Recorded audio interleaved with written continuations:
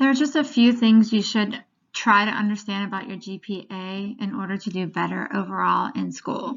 So oftentimes students care about being eligible for sports or eligible for certain clubs and organizations, but they don't really understand what their GPA means. So for instance, we hear from students, well, I just need to get a B in the class, I just need to get a C in the class, make my parents happy, or I like to get all A's. But they don't really understand what that converts as far as a GPA scale is concerned.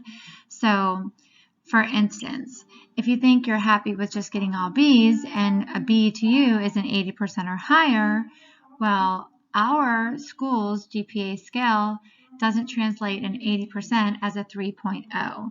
So the following slide is going to make it very clear to you what a 3.0 is, what a 4.0 is, what a 2.0 is, and it's actually really simple to understand. And we're going to let you guys play around a little bit with your current grades and your current classes so you can kind of predict what your GPA is going to be for your second quarter marking period. One thing you should understand about GPA is that every marking period grade contributes to your GPA. So first quarter grades, second quarter grades, third quarter, and fourth quarter, your GPA is calculated every single marking period. And then that translates into your cumulative GPA over all your years of Patuxent High School. What doesn't contribute to your GPA is your final grade in that class. So at the end of your 4 quarters, you'll see you have a final grade on your transcript or your report card, but that final grade is never calculated into your GPA. But your grade in your class every single quarter does. So if you do well every quarter, it's going to continue to increase your cumulative GPA. If you kind of go down one semester versus the other, then it might, kind of change.